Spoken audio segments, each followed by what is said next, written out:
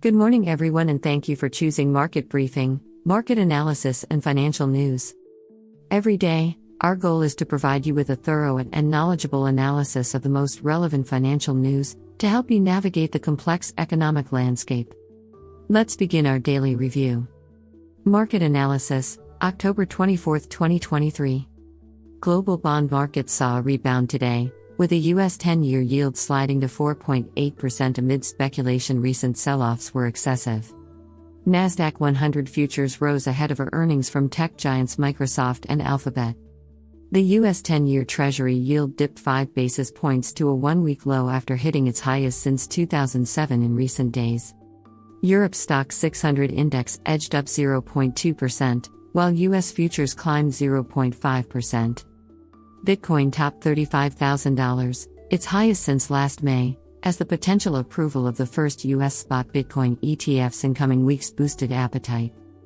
Analysts say Treasuries are recovering after prominent bears warned economic slowdown could be ahead, sparking bets declines overshot and the Fed may need to cut rates. Wild swings in government debt have unsettled investors as economic resilience makes Fed policy timing unclear. Surging issuance and geopolitics are also clouding outlooks. This may not be the absolute best time to buy, but I would not be shorting, said Patrick Armstrong of Plurimi Wealth. In commodities, Brent crude rose above $90 per barrel, snapping 2 days of losses. French President Emmanuel Macron called for a coalition against Hamas and warned Iran-backed groups not to open new fronts, as he met Israeli Prime Minister Netanyahu.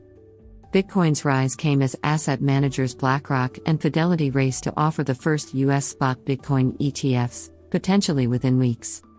Shares in Marathon Digital, Riot Platforms, Hut 8 Mining and CleanSpark all surged over 12% in U.S. pre-market trading. In Asia, most Chinese indices rose after the nation's sovereign wealth fund purchased ETFs to prop up prices. The rebound shows that while it may still be too early to call a bottom, authorities are applying the brakes whenever overwhelming downward momentum appears, said Raymond Chen of Zizhou Investment. The euro dropped against the dollar as data revealed struggling French and German economies. Germany's PMI hit a 26-month low of 44.1 in October, well into contraction territory below 50, with collapsing export orders amid rising costs. France's index nudged up slightly to 47.4 but remains near a 20-month low, with output and new orders still falling rapidly. The Eurozone is looking at a pretty hard winter ahead, said Mark Ostwald of ADM Investor Services International. It's clearly in an energy-driven recession. The US dollar pushed higher against other major currencies.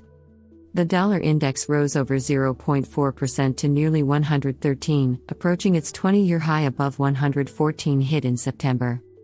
Analysts say more gains could be ahead if data stays strong and the Fed remains hawkish.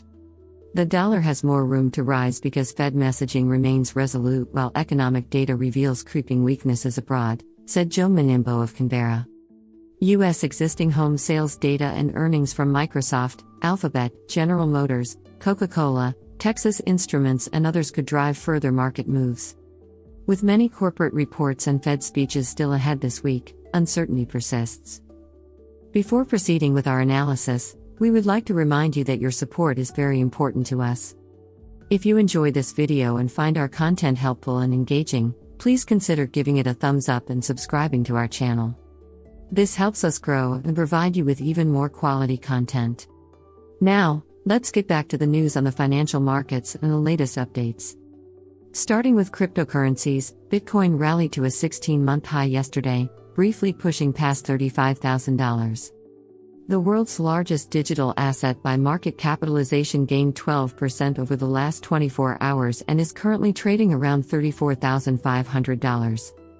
Analysts attribute this sudden jump to asset management giant BlackRock registering a Bitcoin exchange-traded fund with the Depository Trust and Clearing Corporation.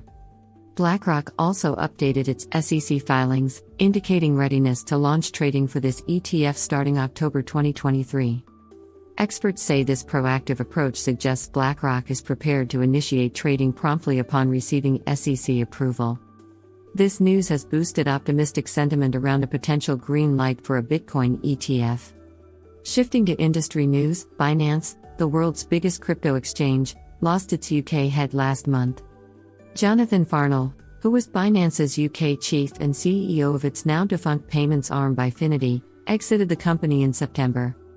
Binance thanked Farnell for his contributions and wished him well. He originally joined in May 2021 and became Bifinity's CEO in 2022. Now, looking at recent trading activity, bearish bets on Bitcoin have resulted in over $178 million in losses for traders in the past 24 hours as prices broke past key resistance. Data shows Bitcoin futures saw nearly 50% of the total $400 million in crypto liquidations, with Ether futures seeing $50 million in long and short position liquidations. Liquidation happens when an exchange force closes a trader's leveraged position due to margin loss. This occurs when the margin for a leveraged trade falls below its required level. Shifting focus to institutional interest, institutional investors are keen to buy Bitcoin amid renewed optimism around SEC approval for a spot Bitcoin ETF. Prices surged to 17-month highs after BlackRock's ETF appeared on the DTCC site. This breakout beyond $31,800 coincided with declining open interest across crypto exchanges per Coinalize, reflecting decreased retail involvement.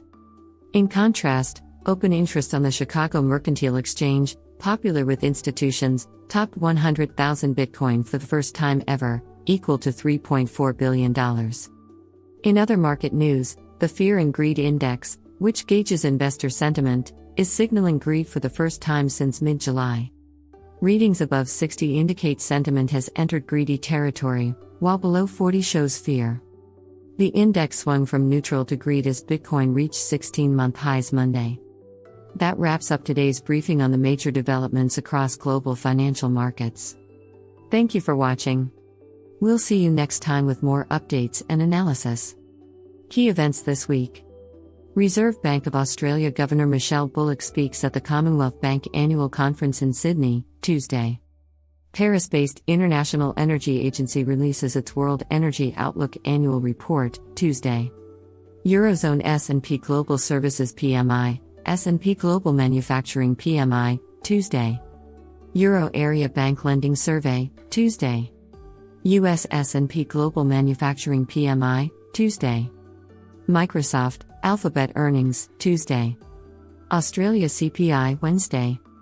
Germany IFO Business Climate, Wednesday. Canada Rate Decision, Wednesday. US New Home Sales, Wednesday. IBM, Meta earnings, Wednesday. European Central Bank Interest Rate Decision, President Christine Lagarde holds news conference, Thursday. US Wholesale Inventories, GDP, US Durable Goods, Initial Jobless Claims, Pending Home Sales, Thursday. Intel, Amazon earnings, Thursday. China Industrial Profits, Friday. Japan Tokyo CPI, Friday. US PCE Deflator, Personal Spending Income, University of Michigan Consumer Sentiment, Friday. ExxonMobil earnings, Friday. Some of the main moves in markets. Stocks. The Stoxx Europe 600 rose 0.2% as of 11:50 a.m. London time. S&P 500 futures rose 0.5%. Nasdaq 100 futures rose 0.6%.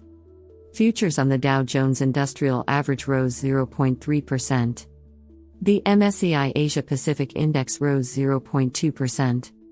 The MSCI Emerging Markets Index rose 0.1%. Currencies. The Bloomberg Dollar Spot Index was little changed. The euro fell 0.4% to $1.0632. The Japanese yen was little changed at 149.75 per dollar. The offshore yuan fell 0.1% to 7.3202 per dollar. The British pound fell 0.2% to $1.2224. Cryptocurrencies. Bitcoin rose 9.2% to $34,431.88. Ether rose 7% to $1,829.45. Bonds.